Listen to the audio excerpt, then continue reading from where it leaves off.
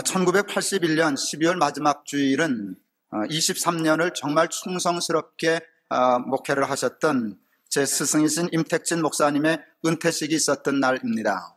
부목사인 제가 사회를 했습니다. 그 은퇴식에서 가장 잊을 수 없었던 순서는 임 목사님의 인사 시간이었습니다. 10초밖에 걸리지 않았습니다. 23년 목회하다가 떠나는 은퇴사가 10초인 경우는 생전 처음 보았습니다. 명한대로 행하였다고 종에게 살해하겠느냐? 우리는 다 무익한 종이라 마땅히 할 일을 한 것뿐이니이다 할지니라. 이 말씀 암송하시고 무익한 종은 물러갑니다. 그동안 감사했습니다. 꾸벅 한 번 인사하고 떠나셨습니다. 당신의 23년의 목회를 아무것도 아닌 것처럼 보시는 것 같았습니다. 자신의 공적이 분명히 있는 훌륭한 목회였음에도 불구하고 전혀 거기에 대한 인식이 없는 분 같아 보였습니다. 10초 딱 인사하고 23년 죽기 살기로 목회하셨던 것을 깨끗이 떠나셨습니다. 임 목사님보다 더 크게 사역하신 분들은 참 많이 보았습니다. 물론 개인적인 주관입니다만은 임 목사님보다 더 뒤와 끝이 깨끗하고 아름다운 분은 쉽게 보지 못했습니다. 많은 분들이 자신의 공과 자신의 성공에 대개 도취하여 그것을 잘 감당하지 못하는 것처럼 보였습니다. 그것을 대개 너무 자랑스러워하는 것 같아 보였습니다. 그러다가 자신이 섬긴 사역의 성공이 자신 때문인지 하나님 때문인지조차 착각하는 것처럼 보일 때가 많았습니다. 말로는 언제나 하나님의 은혜라고 얘기했지만 한 번도 그렇게 생각하는 것이 아니지 않는가 싶을 만큼 자기의 공에 도취되어 있는 경우를 참 많이 보았습니다. 볼 것도 없습니다. 저도 그렇습니다. 그와 같은 착각에 빠지면 어리석어집니다. 추해집니다. 뒤와 끝이 흐려집니다. 그리고 그와 같은 어리석음은 성공적인 평생의 목회와 사역을 단번에 허물어뜨립니다. 자기만 허물어지는 것이 아니라 공을 쌓았던 탑이 교회나 사역이나 목회 모두가 함께 무너지는 것을 보았습니다. 어느 조직에 있어서나 리더십의 이양은 그 조직의 사활이 걸려있는 가장 중요하고 또 위험한 순간입니다. 특히 탁월하고 훌륭한 리더에 의하여 성공하였던 조직에 있어서 그 위험성은 더 커집니다. 그런 면에서 볼 때 오늘 본문의 모세와 여호수아의 리더십 체인지는 참 기가 막힌 모델입니다. 그냥 생각 없이 그냥 읽으면 그랬나 보다 싶지만 그런 면에서 보면 이건 대단한 일입니다. 절대로 사람으로 할 수 없는 일을 그렇게 아무것도 아닌 것처럼 훅 넘겨버리고 많은 기가 막힌 사건입니다. 그렇게 완벽할 수가 없습니다. 구약을 보면 이스라엘 민족을 이끄는 지도자들은 사사와 선지자들이었습니다. 저들의 리더십은 그 리더십이 세습되지 않는다는 면에서 왕과 다릅니다. 왕은 권력이 세습됩니다. 사사나 선지자는 원칙적으로 그 직이 세습되지 않습니다. 사사와 선지자는 주어진 사명이 끝나면 그것으로 끝이었습니다. 사사와 선지자의 직은 세습되지 않았습니다. 특히 사사의 직은 주어진 미션만 끝나면 다시 다른 직업으로, 본래 직업으로 돌아갔습니다. 많은 사람들은 제사장이라고 하는 직은 세습되지 않았나 그렇게 생각하는 분들이 있지만 아닙니다. 제사장 직도 세습되지 않았습니다. 제사장 직은 사사나 선지자와는 좀 달랐습니다. 레위 지파 사람들에게만 주어졌습니다. 그러나 레위 지파 사람들이 제사장직을 맡았다고 해서 제사장직이 세습된 것이 아닙니다.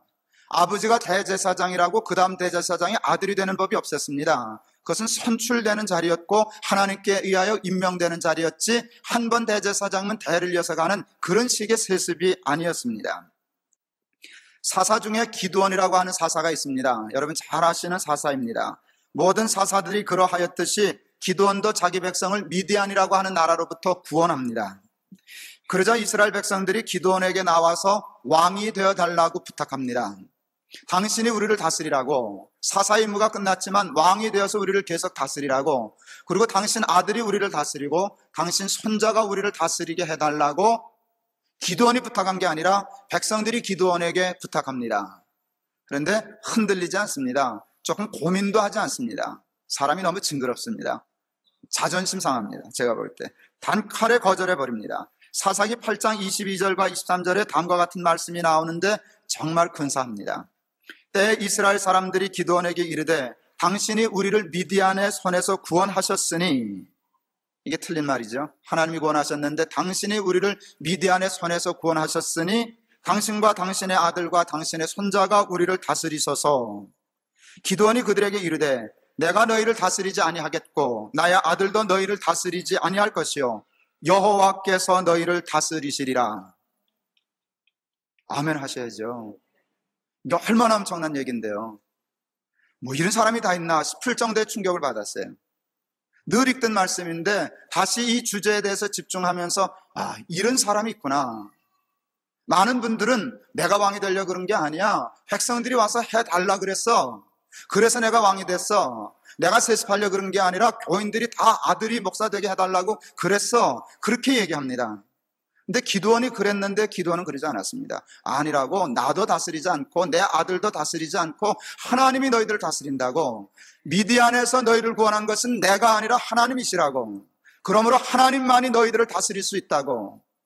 여러분 정말 훌륭한 것입니다. 그게 믿음입니다. 사람들의 대부분은 백성들이 원치 않아도 할 수만 있다면 스스로 왕이 되고 싶어 하는 법입니다. 그러나 기드온은 자기가 원한 것이 아니라 백성들이 원했습니다. 진심으로 원했습니다. 그럼에도 불구하고 그것을 조금의 망설임도 없이 사용합니다. 백성들은 기드온이 자기를 미디안의 손에서 건져냈다고 얘기하지만 기드온은 자기가 아니라 하나님이 건져내신 것이라고 생각했습니다. 그러므로 나와 내 자손이 다스리지 않고 하나님만이 너희들을 다스릴 수 있다 생각했습니다. 근사한 하나님의 사람들의 공통점이 있습니다. 그것은 저들이 큰 공을 세운 위인들이었다는 것이 아닙니다. 저들은 다 대개 큰 공을 세운 위인들이었는데 그것이 근사한 사람들의 공통점은 아닙니다. 근사한 하나님의 사람들의 공통점은 큰 공을 세우고도 그게 공인 줄을 모릅니다. 자기가 공을 세웠다고 생각도 하지 않습니다. 그러므로 뭔가 한 자리 해야 되겠다고 생각하고 그 대가를 받아야 되겠다는 인식이 없습니다. 하나님밖에는 생각이 없습니다. 사람들이 자기를 그렇게 몰아갈 때도 아니라고, 하나님이 하신 것이라고, 내가 아니라 하나님이라고 부인하고 자기 일에서 끝나면 그냥 보통 사람으로 돌아가는 것, 이게 근사한 하나님의 사람들의 공통점입니다. 결과적으로 얘기하면 근사한 하나님의 사람들의 공통점은 뒤와 끝이 깨끗하고 아름다웠다라고 하는 것입니다. 우리 한국교회는 세계 선교사상 그 유래를 찾아보기 힘든 부흥을 일구어낸 교회입니다. 그런데 참으로 안타깝게도 그 부흥과 성장의 뒤끝이 너무 건강치 못합니다. 그래서 오늘 한국교회가 크게 병들어가고 있습니다. 한국교회의 부흥과 성장을 이끌어낸 이 시대의 모세와 기드온들은 대부분 사사와 선지자로 만족하지 못하고 왕으로 진입하려고 하고 있습니다. 참으로 안타까운 일이 아닐 수 없습니다. 사랑하는 여러분, 사람은 아무리 훌륭해도 사람입니다. 사람은 사람을 구원할 수 없습니다. 우리를 구원하시고 우리를 승리케 하시고 성공케 하실 분은 오직 하나님 한 분밖에는 없습니다. 하나님은 당신의 일을 하실 때 사람을 도구로 사용하십니다. 사람 훌륭해 보여도 별것 아닙니다. 마른 막대기 같은 존재입니다. 우리는 다 죄인입니다. 우리가 우리를 알아야 합니다. 마른 막대기와 같은 존재인데 놀라운 일은 하나님의 손에 붙잡히면 삼손의 손에 붙잡힌 나귀 턱뼈와 같아집니다. 아시죠? 삼손이 나귀 턱뼈로 블레셋 사람 1000명 죽인 거. 나귀 턱뼈가 훌륭해서가 아닙니다. 삼손에게 힘이 있어서 그렇습니다. 우리는 나귀 턱뼈 같은 존재입니다. 마른 막대기 같은 존재입니다. 하나님이 붙드시니 마른 막대기를 통해서도 역사하신 것입니다. 근데 사람들은 하나님을 보지 못하고 막대기를 봅니다. 막대기가 취합니다. 나 때문인가? 내게 능력이 있었나? 이렇게 생각해요. 막대기가 두 번째 하나님쯤 되려고 생각합니다. 그러면 그 막대기가 하나님의 축복과 역사를 막습니다. 모세는 막대기였습니다. 근데 놀라운 일은 모세가 자기가 막대기라는 걸 안다는 사실입니다. 막대기를 끌어놓으니까 나는 막대기입니다 하고 느보산에서 죽습니다. 그건 참 대단한 일입니다. 그러니까 하나님이 마음껏 이스라엘을 축복하는 일에 그림자가 지지 않습니다. 하나님을 붙잡지 아니하고 하나님이 사용하신 나귀 턱뼈 같은 모세를 이스라엘 백성들이 붙잡았다면 이스라엘은 절대로 가나안을 정복하지 못했을 것입니다. 모세가 착각하여 자기 때문에 이 일이 이루어진 줄 착각했으면 이스라엘은 그와 같은 훌륭한 일을 이룰 수 없었을 것입니다. 이스라엘이 모세만 훌륭했던 것이 아니라 백성들이 훌륭했던 것처럼 청량리 중학교 당시 마찬가지, 목사님만 훌륭하셨던 것이 아니라 교인들 중에 지도자도 훌륭했어요. 청량리 중학교에 헌금을 꽤 많이 하시던 장로님 한 분이 계셨습니다. 그 당시 출석교인이 한 500명 정도 됐는데, 지금도 500명은 작은 교인이 아니지만 그 당시 500명 출석교인은 큰 교회입니다. 그 큰 교회 재정의 3분의 1을 혼자 연보하는 장로님이 계셨습니다. 여러분, 이렇게 되면 감이 안 잡히셔요. 제가 여러분 친절하게 설명해 드리면, 요즘 경제 단위로 얘기하면 그분이 1년에 한 2억에서 최소 2억에서 3억 정도 헌금하셨다는 얘기입니다. 그럼 이제 감이 좀 잡히시죠? 그게 500명 출석교인의 3분의 1 연보를 자기 혼자 했다는 그 수준입니다. 어느 날 당회에 건의하고 싶은 일이 하나 생겼습니다. 그 장로님은 제가 전도사 하는 부서의 부장이셨습니다. 사적으로 보면 형 동생 같은데 정말 저를 사랑하고 아껴요.